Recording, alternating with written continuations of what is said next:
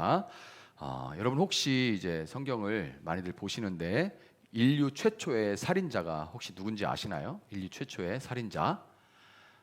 창세기에서 이제 한 장, 두 장, 세 장, 네 장쯤 넘어가면 벌써 최초의 살인이 등장하죠. 누가 했죠? 네, 가인입니다. 그러면 가인이 왜 친동생인 아벨을 돌로 쳐 죽였는지 그 이유는 아시나요? 하나님께서 가인의 제사는 받지 않으시고 아벨의 제사는 받으셨기 때문에. 그러면 근데 이렇게 답을 하면 그러면 하나님 탓이죠. 그죠? 하나님 탓이 되는 거죠. 이게 꼭 이제 초등부 가면 답을 이렇게 합니다. 그러니까 이렇게 답을 하면 초딩 같은 대답이고요. 자, 조금 더 들여다보고 초딩을 벗어난 분들의 답을이라고 한다면 가영이까지 그렇게 답을 할 수 있고요.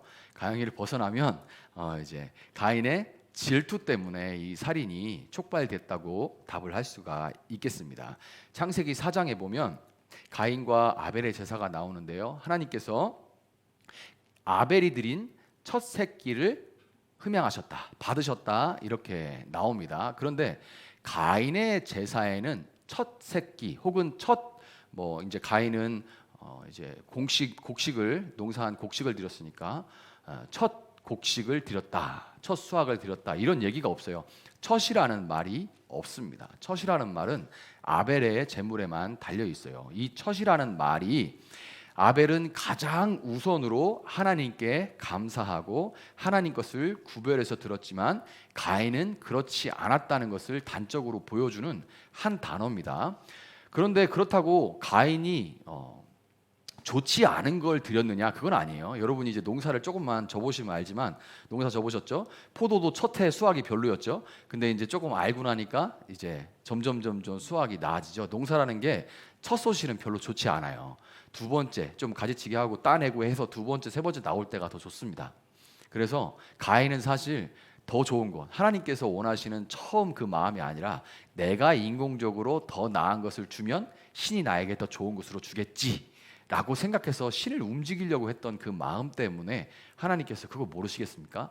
가인의 제물은 받지 않으셨어요. 아벨은 첫 새끼가 좋든 안 좋든 처음 걸 드리라고 그러니까 마음을 다해 처음 걸 드린 겁니다. 이것이 첫에 담겨 있는 의미예요. 자, 어쨌든 간에 하나님이 제사를 받지 않으셨는데 이 안 받으신 것은 결국 가인 탓이죠. 가인 탓인데 가인은 자기의 잘못을 인정하지 않고 오히려 그 하나님께 거절받은 것에 대한 화풀이를 엉뚱하게 동생에게 한 겁니다. 동생에게 그 화를 막 다 쏟아놓은 거죠. 자기가 거절됐어. 그거를 이제 종로에서 뺨 맞고 이제 어디서 화낸다고 하죠? 거기서 화낸다 이 얘기처럼 한강 가서 화낸다 얘기처럼 그렇게 동생한테 화풀이를 한 겁니다. 아담과 하와가 선악을 알게 하는 나무의 열매를 따먹은 사건도 제가 이제 설교 때 종종 언급을 하는데요. 왜냐하면 죄의 기원을 정말 잘 보여주기 때문입니다. 많은 종교 문서들이 있지만 경전들이 있지만 성경처럼 이렇게 죄의 기원에 대해서 분명하게 보여주는 그런 경전은 없어요.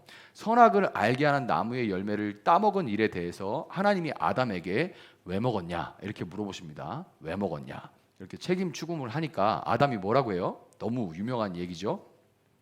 얼마 전까지만 해도 하와에 대해서 내 뼈 중에 뼈고 내 살 중에 살이다 곧 나다 곧 나로서 내가 가장 사랑하는 존재다 이렇게 자기 목숨처럼 사랑한다라고 고백했던 하와에게 아담이 뭐라고 합니까? 당신이 제게 주신 이 여자 때문에 먹었습니다. 당신이 제게 주신 이 여자 때문에 먹었습니다 하고 책임을 전가합니다. 여자에게 전가하는 동시에 곧 하나님께 전가를 하죠. 여자 탓입니다. 그리고 곧 하나님 탓입니다. 이렇게 아담이 대꾸를 했어요. 물론 남자들은 다 그렇지라고 여자분들이 생각할 거는 없습니다. 왜냐하면 여자들이 나올 게 없거든요. 여자들도 바로 받아서 뭐라고 해요? 뱀 때문에 먹었어요. 이렇게 얘기합니다. 뱀 때문에, 뱀 탓입니다. 이렇게 대답을 해요. 참 이 모습들을 보면 참 이게 우리 그 가정마다 그렇죠? 첫째한테 왜 그랬냐 그러면 누구 때문에 했어요? 둘째 때문에 했어요? 셋째 때문에 했어요? 서로 막 이러죠. 이게 근데 그 모습이 이게 창세기 3장 때부터 나온 모습이에요. 절대 제가 했습니다, 죄송합니다 하는 애들이 없어. 어느 집이나 마찬가지예요. 참 그 모습 보고 있으면 답답하죠. 사람이 죄를 짓고 나니까 사랑과 이해와 용납은 사라져 버리고 정죄와 비난 그리고 탓만 남게 됩니다. 정죄와 비난과 탓만 그 자리를 대신하게 돼요. 아, 진짜 인간들 찌질하다라고 욕할 게 없어요. 왜냐하면 이들의 모습이 바로 우리의 모습이기 때문입니다. 먹지 말라고 하신 선악을 알게 하는 나무의 열매를 따먹은 인간은 그 열매를 먹으면 너가 눈이 밝아 하나님과 같이 되리라, 선악을 아는 일에 하나님과 같이 되리라, 이렇게 얘기를 했기 때문에 뱀이 꼬실 때 그 얘기를 믿었는데 그게 정말 거짓말이냐? 그렇진 않아요. 이루어져요. 근데 사탄의 말이 100% 거짓말이어서 거짓말이라는 게 아니라 항상 뒤에 다르죠. 뒤에 달라요. 이단이라는 말도 100% 다르다는 말이 아니라 끝이 다르다는 말이에요. 마찬가지. 그래서 이단도 사탄의 속성을 가지고 있습니다.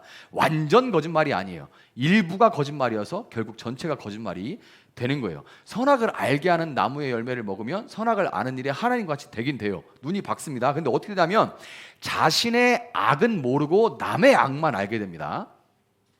그리고 다른 사람이 선한 일을 할 때는 그걸 잘 몰라요. 몰라줍니다. 우리도 일하면 누가 칭찬해주고 알아주면 그건 본능이에요. 그 자체가 잘못된 건 아닙니다. 근데 정말 몰라주죠. 그런데 자기가 선한 일을 조금 하면 그거는 동네방네 다 알리고 싶어요. 내가 한 거는 엄청 선한 일이야. 다른 사람이 한 거는 에이, 쟤는 부모님이 잘 사니까 도와준 거 아니야. 쟤는 뭐 원래 뭐 잘하잖아. 뭐 이렇게 어떻게든 깎아내리려고 하는 거고 평가절하시키려고 하고, 내가 조금만 요만큼 선한 거 하면 막 이렇게 올리고 싶어요. 키우고 싶어. 근데 또 기가 막힌 건 다른 사람의 악은, 내 악은 잘 안 보이고 다른 사람의 악은 기가 막히게 보입니다. 여러분과 저는 모두 이 아담과 하와의 후손들이기 때문에 이 똑같은 부작용을 겪고 있어요. 선악을 알게 하는 나무의 열매, 그 선악과를 먹은 부작용을 똑같이 경험을 하고 있습니다. 여러분, 혹시 지금 부모님과 관계가 어그러져 있는 사람은 없으신가요? 아니면 남편이나 아내, 그동안 잘 지내던 친구와 관계가 급 냉랭해진 그런 사람은 없으십니까? 아니면 한 집안에 언니나 형 혹은 동생과 마치 남처럼 지내는 사람은 없으십니까? 형제 같은 경우에는 그렇게 그냥 이제 지내다가 중고등학교 이렇게 지내다가 속 닭 보듯이 그렇게 살다 보면, 그러다가 이제 뭐 대학 가고 군대 가고 그래서 뿔뿔이 흩어지고 그러면 남보다 더 못하게 이렇게 연락도 안 하고 그렇게 지내는 그런 가정들도 참 많습니다. 그런데 참 미안한 얘기지만 이것은 대부분의 경우에 서로 잘났다고 쓸데없는 자존심을 세운 결과 둘 다 마음의 상처를 받고 상처가 점점 깊어졌기 때문에 일어나는 일입니다. 제가 8월에 들어가지고 오늘까지 3주째 계속해서 회복하시는 성령님에 대해서 말씀을 드리고 있는데요. 맨 처음에 상처를 회복하시는 성령님이었죠. 그 다음에 실수를 회복하시는 성령님에 대해서 말씀을 드렸고, 오늘 이제 마지막으로 관계를 회복하시는 성령님을 제가 소개할 때 여러분의 삶에 깨어진 모든 관계들이 회복되기 시작하고, 그리고 이제 이전보다 더 아름답게 관계가 결국에는 회복되는 그런 놀라운 은혜가 여러분 가운데 있기를 소망합니다. 자, 오늘 우리가 읽은 본문을 한번 보세요. 이제 성경을 펴놓으신 분들을 한번 보시면 야곱이라는 사람의 가족이 나오는데 몇 줄 안 되지만 그러나 그 가족의 그런 아픈 어두운 단면을 아주 그냥 성경이기 때문에 참 담담하게 그렇게 묘사를 하고 있는데, 요 짧은 몇 절의 구절에 그 가정이 얼마나 아픈 가정인지 우리가 볼 수가 있습니다. 아주 이 선악과의 부작용이 제대로 나타나는 그런 가정입니다. 모든 가정은 이 선악과의 부작용을 다 겪고 있는데 이 가정은 아주 제대로 맞았어요. 선악과의 부작용이 제대로 나타나고 있는 그런 가정입니다. 먼저 이 아버지 야곱은 하나님께서 일부일처제 한 남자와 한 여자를 이렇게 정해 놓으셨어요. 남편과 한 아내로 하나님께서 정해 놓으셨는데, 하나님이 그렇게 정하신 것은 그럴 만한 이유가 있으니까 그렇게 정해 놓으신 거죠. 그런데 야곱은 아내를 4명이나 둡니다. 그리고 이 야곱이 4명을 뒀다는 것 때문에 우리나라에서도 뭐 그렇게 법적으로 금지가 안 돼 있기 때문에, 그러나 뭐 중동이나 아프리카 이런 데서는 야곱도 4명인데 막 이러면서 자기도 4명은 둬야 된다고 하는 분들이 참 많아요. 그 자기도 하고 싶다 이 얘기죠. 여러분들 가운데도 그런 분이 있는지 모르지만 이러면 안 됩니다. 왜냐하면 안 되니까 이렇게 선악과의 그 부작용이 그 가정에 나타나는 거예요. 2절을 보면 비라와 실바라는 이름이 나오는데 사실 이 비라와 실바라는 여인들은 각각 야곱의 이제 정실 부인이라고 할 수 있는 야곱의 아내들인 라헬과 레아. 비라는 라헬의 몸종이었고 실바는 레아의 몸종이었습니다. 그래서 이제 이 라헬과 레아 자매의 몸종들이어서 총 4명의 아내를 두게 되는데 기실 세상에 있는 모든 불공정과 악한 일들 그리고 사람이 결국에는 죽는 고통을 당하고 죽는 근본적인 이유도 이와 같이 이 야곱의 가정에서 볼 수 있는 것 같이 사람이 하나님의 말씀을 어기고 자기 눈에 보기 좋은 대로 살아가기 때문에 생기는 거예요. 모든 문제들의 근원을 파세요. 물론 사회에서는 그렇게 해석하지 않을 겁니다. 무슨 이유 그러나 이거는 다 하나님을 떠나서 선악을 알게 하는 나무의 열매를 만드신 하나님, 선악의 근원 되신 하나님을 떠나서 내가 그 기준이고 내가 선한 것은 내가 곧 선이고 남은 악이고 이렇게 만들어가는 기준에서 나오는 거예요. 그래서 내 뜻대로 살아가면서 거기서 기준들이 다 다르면서 거기서 분쟁이 생기고 문제들이 항상 생기게 돼 있는 거예요.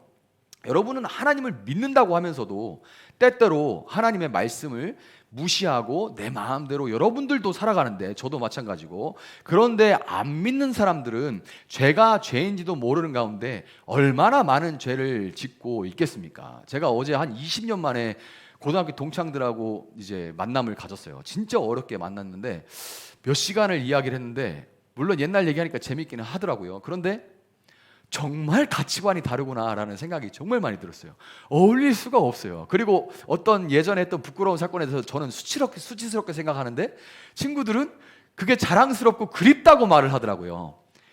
더 했어야 되는데 이렇게 얘기를 해요. 나는 그 길로 다시 돌아가고 싶지 않고 지금이 좋아. 그들은 젊었을 때 그렇게 많이 했는데 더 하고 싶은데 지금 못해서 안타깝다.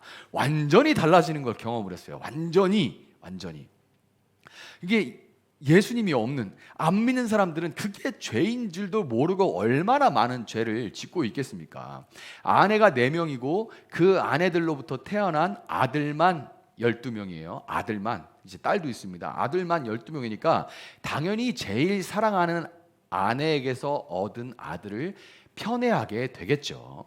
편애하게 됩니다. 사람의 사랑은 하나님을 모든 사람을 일방적으로 사랑하시고 균일하게 사랑하시는데 특징이 뭐냐면 모든 사람은 내가 하나님께 가장 많이 사랑을 받고 있다고 느낍니다. 예수 믿는 모든 사람 나를 편애해. 근데 그게 재미난 게 뭔지 아십니까? 하나님은 너도 편애하고 너도 편애하고 너도 편애해. 이게 가능한 분이 하나님이에요. 근데 인간은 그게 안 됩니다. 절대로 그게 안 돼요. 나는 이 여자도 사랑하고 이 여자도 사랑하는 거 나는 다 사랑할 수 있어. 그건 정말 거짓말입니다. 인간의 사랑은 n분의 1로 균일하게 나눠질 수가 절대로 없어요. 어떤 여자에게 빠지면 지금 사랑했던 여자는 시시해져 버리는 게 사람입니다. 이게 사람이에요.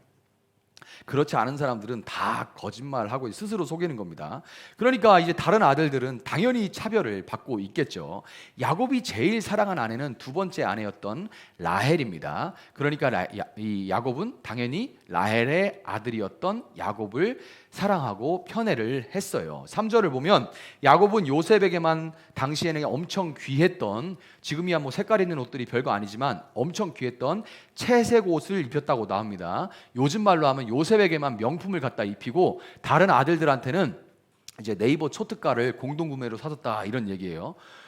얘는 명품이고 나머지는 그러니까 어떻게 하겠어? 형들은 다 똑같은 옷 입고 있겠죠. 초특가를 공동구매로. 어떤 사람은 조금 컸을 수도 있고 어떤 사람은 조금 작았을 수도 있겠습니다. 그런데 그냥 입으라고. 근데 얘한테는 명품을 입힌 거예요.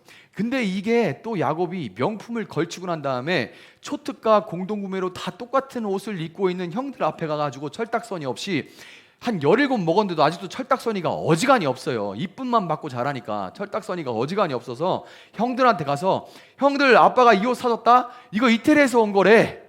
이렇게 얘기를 하는 거예요. 이거 봐 이거 이태리에서 온 거래.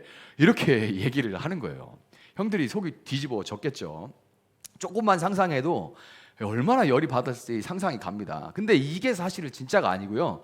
이거는 표면적으로 볼 수 있는 거고 정말로 마음 아프고 형들의 마음을 시퍼렇게 멍들게 한 거는 뭐냐면 이 채색 옷이 당시에는 장자에게 입히는 옷이었다는 거예요.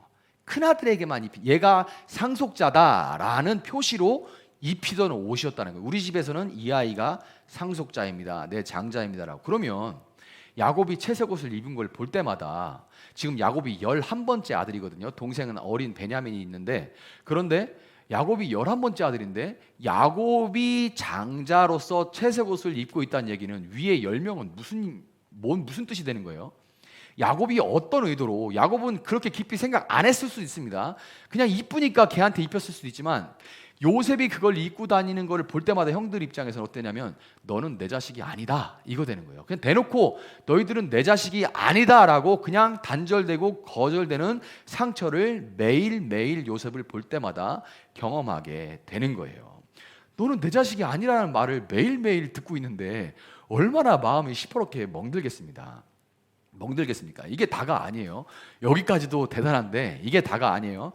14절을 보면 야곱은 다른 아들들은 다 양치라고 풀이 당시에 많이 나던 세겜이라는 곳으로, 아버지가 이제 너희 양들 데리고 세겜 가서 애들 풀 좀 먹이고 살 좀 찌워가지고 와라, 그렇게 하고서 아들들을 다 보냈어요. 위에 10명 형들을 다 보냈는데 요셉은 그냥 집에 있습니다. 채색 옷 입고 17 먹었으니까 이제 꽤 컸잖아요. 만 17이니까 18, 19인데 이제 고2, 고3이면 등치가 저보다 좋을 텐데, 근데 안 갑니다. 혼자 집에 있어요. 채색 옷 입고. 그런데 아버지가 이렇게 보다가, 야 근데 요셉아, 너 가서 형들 일 잘하는지 좀 보고 와서 아빠한테 얘기 좀 해줘, 이렇게 얘기를 한 거예요. 와, 이게 정말 이제 야곱 자체가 굉장히 문제죠. 사정이 이러니까 형들이 요셉을 안 미워할래야 안 미워할 수가 없는 거죠. 자기들은 가뜩이나 아버지에게 사랑받지 못하는 엄마들의 아들들이라서 어릴 때부터 엄마의 신세 한탄 소리를 듣고 자랐어요. 여러분들 세대에도 이런 신세 한탄을 많이 듣는지 모르지만, 예전에 제 세대 때 엄마들 신세 한탄 하는 소리 참 자주 들을 수가 있었습니다. 신세 한탄 소리를 듣고 자라면서 그거 참 스트레스잖아요. 엄마가 아이고 뭐 어쩌고 저쩌고 막 괴롭고 뭐 너만 아니었으면 뭐 이런 얘기들, 너만 아니었으면 내가 그때 누구랑 결혼을 했을 건데, 너만 아니었으면 내가 뭐 이런 얘기들 그러는 거죠. 그러니까 그러면서 또 엄마들끼리 그 알력 때문에 지지고 볶고 싸우는 소리를 매일 들으면서 자라야 했어요, 이 10명의 형들은. 근데 요셉은 엄마하고 아빠의 사랑을 받으면서 좋은 옷 입고, 자기들은 더운 데서 냄새나는 양들하고, 여러분 양들이 그냥 TV에서 보니까 아주 뽀얗고 하얗고 깨끗할 것 같지만, 아우 양들 장난 아닙니다. 양들 키워본 분들은 알 거예요. 여러분이 양털 옷을 입으면 하얗고 예쁘고, 하얀 옷 입고 다니는 사람은 양 같고 그렇겠죠. 양은 그렇게 깨끗하지 않습니다, 절대로. 그러니까 더운 데서 냄새나는 양들하고 쇠가 빠지게 지금 일하고 있는데, 집에서 탱자 노는 요셉을 어떻게 이뻐할 수가 있었겠어요. 이런 환경인 거예요. 그런데 여러분 잘 들어서 아시겠지만, 근본적인 원인은 야곱에게 있습니다. 야곱에게는 근본적인 이 문제가 있어요. 그런데 하나님으로부터 받은 거절감을, 그 단절감을 동생 아벨에게 풀었던, 해코지를, 화풀이를 거기다 해서 해코지했던 이 가인처럼 형들의 분노도 어찌할 수 없는 아버지를 향하다가 어찌할 수 없는 대상이니까 그게 틀어가지고 동생한테, 요셉에게 막 쏟아붓게 됩니다. 본문 4절을 보면 형들이 그에게 편안하게 말할 수 없었더라 이렇게 나오는데, 우리말은 좀 와닿지가 않죠. 영어 성경에는 이렇게 말을 해요. Could not speak a kind word라고 돼 있어요. A kind word. 한마디도 좋게 안 했다, 그런 얘기인 거예요. 단 한마디도 요셉을 보면 좋게 안 했다, 이런 얘기입니다. 언제나 요셉만 보면 으르렁거리고 까칠하게 대했다는 얘기예요. 형들 10명이 다 요셉만 보면 으르렁거리고 까칠하게 대했다, 그런 의미인 겁니다. 날이 갈수록 요셉이 하는 짓마다 꼴보기가 싫어지고 형들의 미움은 커져만 갑니다. 풍선을 불면 커지다가 결국에는 빵 터지는 것처럼 결국에는 이러다가 대형 사건이 터지고 말았어요. 형들이 세겜으로 자기들을 감시하러 오는 요셉을 멀리서 알아봅니다. 어떻게 알아봤을까요? 멀리서 오는데 요셉을 알아봐요. 물론 목동들이니까 기본적으로 눈이 좀 좋았겠죠. 그렇지만 요셉을 먼저 형들이 알아봅니다. 왜냐하면 요셉은 형들 보러 가는데도 채색 옷을 입거든요. 아니 지금 먼 길 떠나는데 채색 옷 입었다는 얘기는 그 집안의 장자란 얘기고 앞으로 상속권을 물려받을 거니까 귀한 사람이라는 의미이기 때문에 채색 옷 입고 다니면 위험할 수 있어요. 당시에 경찰이 있는 것도 아니고. 그런데 이놈의 이 요셉의 관종 본능, 내가 이 주목을 끌고 싶다는 이 관종 본능이 있어요. 이 관종 스피릿에 정말 한숨이 나옵니다. 형들 감시하러 가는데도 채색 옷을 입고 가요. 그러니까 형들이 멀리서 보면서 채색 옷이 눈앞에 어른거릴 때부터 완전히 피가 거꾸로 솟아버리게 된 겁니다. 그래서 모여가지고 머리를 맞대고 죽여버리자. 이건 진짜 못 살겠다. 죽여버리자. 이렇게 뜻을 모은 다음에 요셉이 가까이 오니까 먼저 그 요셉을 잡아서 꼴배기 싫은 채색 옷을 박박 찢어버린 다음에 요셉을 구덩이에 던져버립니다. 25절을 보면 형들은 요셉을 구덩이에 던져버리고는 요셉이 살려달라고 막 울부짖을 거 아니에요. 구덩이가 꽤 깊을 텐데 거기서 막 살려달라고 소리를 지르고 잘못했다고 왜 그러냐고 막 이랬을 거 아니에요. 그런데 요셉이 막 비명을 지르고 왜 그래요 하는 그 소리를 들으면서 그 옆에서 밥을 먹어요. 아, 진짜 이 성경이 담담하게 쓰고 있으니까 그런가 보다 그러는데 이게 진짜 잔혹 드라마입니다. 동생 비명 소리 옆에서 일부러 밥을 먹는 거지. 그 앞에서 모여서 밥을 먹는데 아무 일도 없다는 듯이 거기서 태연하게 음식을 먹습니다. 정말 잔혹 드라마죠. 다행히도 유다의 중재로 형들은 네 번째 형인 이 유다가 중재를 하는데 그게 정말 요셉을 건지고 싶어서 그런 게 아니고 야 이거 죽여서 뭐하냐, 돈 받고 팔자, 이렇게 중재를 합니다. 다른 말이었으면 지금 눈이 뒤집힌 형들한테 안 들렸을 텐데 돈이 된다고? 얘도 우리 눈앞에 사라지고 심지어 돈도 생긴다고? 이 말은 들은 거예요. 그래서 유다의 말을 듣고 이제 요셉을 노예의 몸값인 은 20을 받고 이집트로 장사하러 가는 미디안 대상에게, 낙타 상인들에게 팔아 넘겨버렸습니다. 32절을 보면, 오늘 창세기 본문의 32절을 보면 그 일 후에 형들은 찢어진 요셉의 채색 옷에 염소의 피를 발라가지고 염소의 피를 막 이렇게 뿌리고 그래가지고 아버지인 야곱에게 갖다 주면서 이렇게 말합니다. 우리가 이것을 발견했으니 아버지 아들의 옷인가 보소서, 이렇게 말해요. 아버지 아들의 옷인가 보소서. 이 정말 제가 볼 때는 요 말이 사악함의 이제 극치인 것 같아요. 사악함의 극치. 이런 경우면 울면서 지금 동생이 찢겨서 죽은 거 아니에요. 그러니까 그 옷에 피만 묻어 있는 채로 그 시체도 찾을 수 없는 상태가 된 건데 이러면 울면서 아버지 우리 막내 요셉이 짐승에게 물려갔나 봐요. 어떻게 해요 하고 울부짖어도 모자랄 판에 노예로 팔아버린 다음에 아버지에게 그런 큰 상처를 준 후에 요셉을 자신들의 동생으로 인정도 하지 않는 거예요. 우리가 그렇게 상처받고 당했으니까 당신도 한번 당해봐, 이 얘기예요. 당신의 아들인가 보소서. 우리 동생인가 봐요. 이게 아니고 당신의 아들인가 보소서. 그렇게 말을 하는 거예요. 당신 아들 거야. 봐, 이거 피 묻었지? 어디서 물려 뒤졌나 봐. 잘난 척하더만 아주 고소하다. 이것이 그들의 태도와 말투에서 우리가 볼 수 있는, 그 안에 담겨서 흘러나오는 그들의 검은 속내인 겁니다. 이것이 그들의 검은 속내인 거예요. 그런데 여러분, 형들의 일 자체는 정말 사악하죠. 그렇지만 도대체 그들의 형들에게 그동안 쌓인 상처가 얼마나 컸으면 이게 빵 터져서 이런 짓을 저질렀겠습니까? 한편 10명의 형들에게 둘러싸여서 구덩이에 던져지고 또 시간이 지나고 울부짖는데 막 밥 먹고 왁자지껄 지들끼리 즐겁더니만 갑자기 또 꺼내줘요. 그러니까 드디어 살려주는구나 이렇게 생각을 했더니만 보니까 인신매매들한테 낙타 타고 팔려가는 거예요. 거기서 매여가지고 이렇게 무슨 짐짝처럼 그렇게 잡혀가는 그 요셉은 또 그 마음이 어땠겠습니까? 그 일을 당하게 된 요셉은 마음이 어땠겠어요? 그가 받은 그 충격과 17살 청소년인데 아직은 그 충격과 상처가 얼마나 컸겠습니까? 또한 이 막둥이의 피로 물든 찢어진 옷을 받아든 야곱의 가슴은 또 얼마나 갈기갈기 찢어졌겠습니까? 여러분, 이 모든 상처와 박살나버린, 완전히 산산조각 박살난 이 깨진 관계는 도대체 뭐 때문에 생겨난 걸까요? 왜 야곱의 가정이 이렇게까지 됐을까요? 바로 자기 자신의 잘못은 인정하지 않고 다른 사람을 탓하는 우리의 악한 본성 때문인 겁니다. 집에서 부모님과 또 남편 아내와 형제 자매와 그리고 직장에서 동료들, 학교 학원에서 친구들과 선생님들과의 관계에서 상처를 받고 관계가 깨지면 여러분 보통 어떻게 하시나요? 여러분 그렇게 해서 관계가 깨지고 불편해지면 어떻게 하시나요? 나한테 상처를 준, 나를 아프게 한 그 사람이 미워지고 한 번 미워지기 시작하면 시어머니가 며느리가 미우면 그 발 뒤꿈치도 밉다고 그러죠.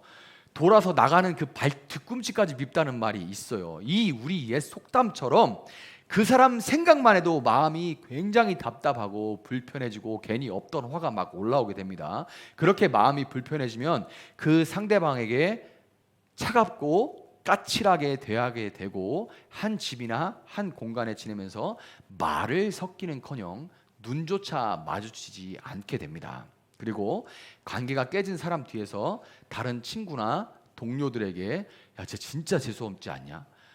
제가 있잖아 뭐 이렇쿵 저렇쿵 뭐 이렇게 하게 되는 거야. 야 진짜 재수없지 않냐? 야 제가 있잖아 물론 걱정하는 것처럼 얘기는 하죠. 뭐 이렇쿵 저렇쿵 막 이제 이야기들을 해요 다른 사람하고. 그래서 은근히 씹고 따돌림 시키고 그렇게 되는 거죠.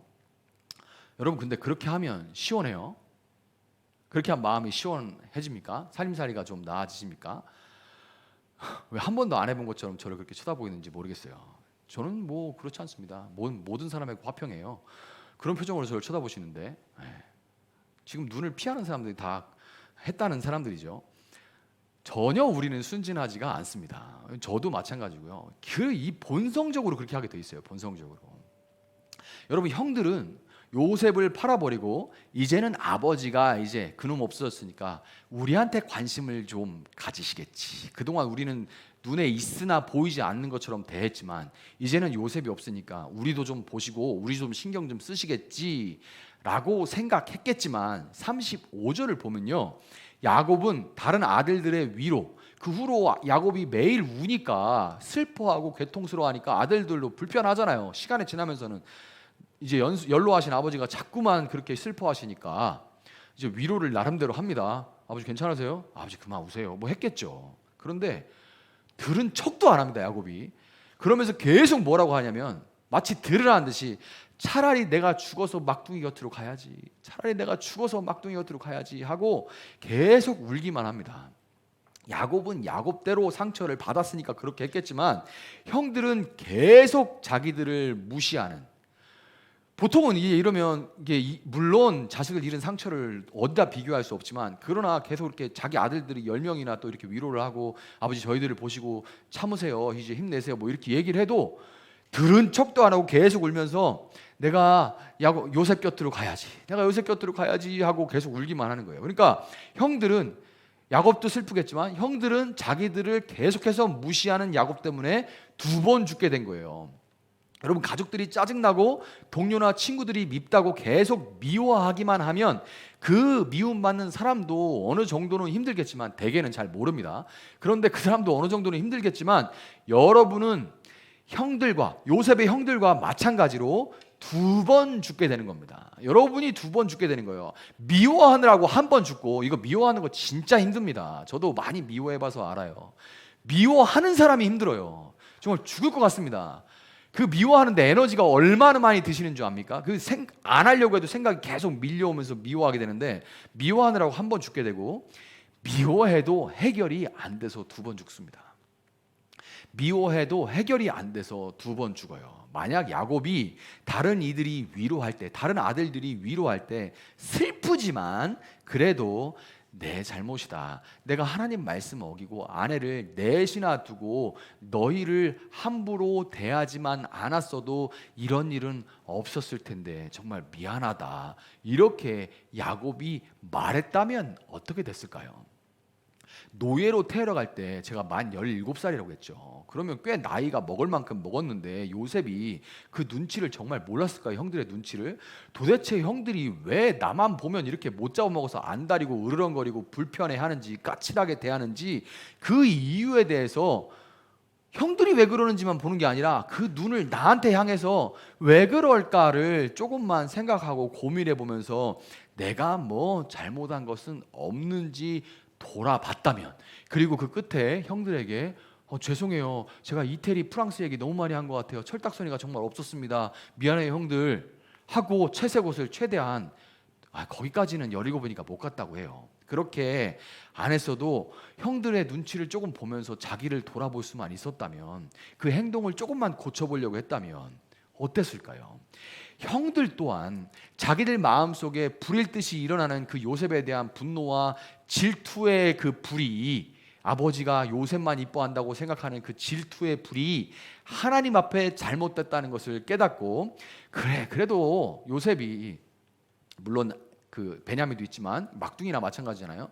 그래도 막둥인데 다 큰 우리보다는, 한참 동생인데 다 큰 우리보다는 더 사랑받아야지. 나이 차이가 꽤 나거든요. 라헬이 오랫동안 애를 못 낳기 때문에 이 형들하고 나이 차이가 꽤 나요. 그러니까 한참 어린 동생한테, 이제 뭐 제일 형들 중에서 젊은 형들도 제일 이제 차이 가까이 나는 형도 7, 8살 차이가 날 텐데, 그러면 17이면 24, 5 아닙니까? 아이고 그때 다 그렇지, 이렇게만 생각하면서 네가 한창 사랑받을 때다라고만 생각하면서 우리가 속 좁았다라고 반성했다면 어떻게 됐을까요? 반성했다면, 그랬다면 결코 야곱 가정이 그토록 상처투성이가 되지는 않았을 것이고, 그토록 미움이 가득한 그런 가정은 아니었을 겁니다. 여러분, 오늘 관계를 회복하시는 성령님에 대해서 이야기를 하는데요, 한 시간에 다 할 수 있는 이야기는 아니지만, 그러나 여러분 가장 중요한 것은 성령님은 먼저 감찰하시는 영입니다. 우리는 성령님을 어떤 능력, 은사를 주시는 분으로 생각하기가 쉬운데, 성령님은 먼저 감찰하시는 영이십니다. 우리가 예수님을 주님으로, 내 인생의, 내 삶의 주님이십니다, 내 생명의 주인이십니다라고 믿을 때부터 성령님은, 하나님과 예수님의 영이신, 하나님과 예수님의 마음이신 성령님은 우리를 영원히 떠나지 않고, 눈에 보이시지는 않지만 역시나 눈에 보이지 않는 우리 마음과 우리 영혼과 함께 하시면서 우리가 하나님 보시기에 바른 길을 걸어갈 수 있도록 우리를 가르치시고 깨우쳐 주시는 분이 바로 성령님이에요. 이 성령님이 지금 작동을 하고 있지 않다면 여러분은 굉장히 큰 문제에 있는 겁니다.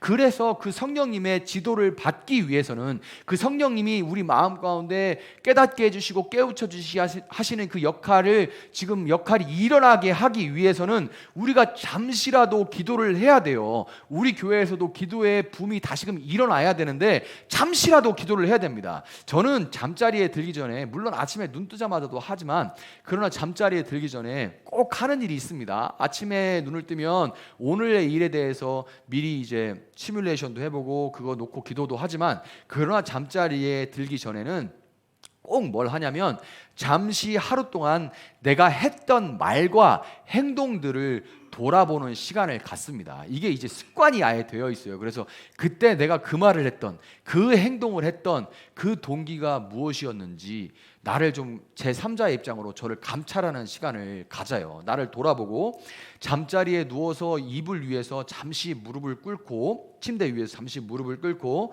조용히 기도하면서 하루를 하나님 앞에 그렇게 내어놓습니다. 이거를 늘 하는 거예요. 그러면 성령님께서 제 마음에 제가 했던 악한 말이나 행동, 순간순간 마음속으로 지었던 죄들까지 다 떠오르게 하십니다. 그래서 여러분, 사도 바울이 이거에 대해서 너희가 싸워도 그날 안에 다 풀어라 얘기한 게 뭐냐면, 자정 12시까지 풀어라 이런 얘기가 아닙니다. 이 감찰을 통해서 여러분 안에 그 분을 내고 싸웠던 그 원인이 무엇인지 파악해서 하나님 앞에 고백하고, 내가 먼저 그 일을 풀 수 있도록 나서라, 적극적으로 나서라 하는 그런 이야기인 거예요. 도대체 성령님께서 밤에 그것을 깨닫게 해주시고, 잠자리에 들기 전 깨닫게 해주시고 떠오르게 해주시면, 그 성령님이 떠오르게 하는 그것, 말씀하시는 그것을 변명할 수가 없습니다. 변명할 수가 없어요. 그래서 잘못했다고 용서를 구하고, 저는 또 그렇게 살 수밖에 없는 인간입니다. 내일은 오늘보다 용서를 구하고 내일은 오늘보다 조금 더 예수님 닮은 모습이 될 수 있게 해주시고, 그런 환경 가운데 또 환경이 닥치면 그것을 이겨낼 수 있도록 해주세요 하고 그렇게 기도를 합니다. 제 힘으로 할 수 있는 게 아니기 때문에 매일 그렇게 하고 잠자리에 들어가는 거예요. 특별히 여러분, 하나님께서 가장 싫어하시는 죄, 물론 모든 죄를 싫어하십니다. 그러나 가장 싫어하시는 죄가 여러분 뭔지 아세요? 정말 회개할 때 고통스러운, 모든 회개할 때 다 고통스럽습니다. 그러나 가장 힘든 회개를 할 수밖에 없는, 정말 하나님께서, 사랑이신 하나님이 싫어하시는 죄, 미워하는 거예요. 여러분, 누구 미워하고 나중에 회개 한번 해보세요. 회개의 영이 임하셔서 회개 한번 해보세요. 정말 고통스럽습니다. 가슴이 찢어지는 것 같아요. 왜냐하면 하나님이 사랑이시기 때문에 그렇습니다. 완전 반대로 가는 길이기 때문에 정말 고통스러워요. 그래서 그 전에 내가 누구를 마음속으로 판단하고 정죄하고 미워하는 일, 그리고 그래서 다른 사람에게 상처 준 일에 대해서 꼭 내 자존심을 내려놓고 먼저 미안하다고 말합니다. 때로는 그 사람이 더 객관적으로 더 잘못한 일이 원인 제공을 한 것도 있어요. 그런데 저는 열의 아홉이면 제가 잘못했다고 합니다. 물론 제 아내에게도 제가 늘 잘못했다고 합니다. 열의 아홉은 내가 잘못한 일이기 때문에 잘못했다고 해요. 그러나 어떤 때는 제가 억울할 때가 있습니다. 그런데도 내가 잘못했다고 해요. 왜? 그날 되기 전에 제가 적극적으로 풀고 싶거든요. 그래서 제가 잘못했다고 해요. 일이 더 커지고 미움이 더 커지기 전에 제가 미안하다고 말하고 내가 잘못했다고 말합니다. 왜냐하면 기본적으로 예수님께 더 큰 죄를 저는 용서를 받았거든요.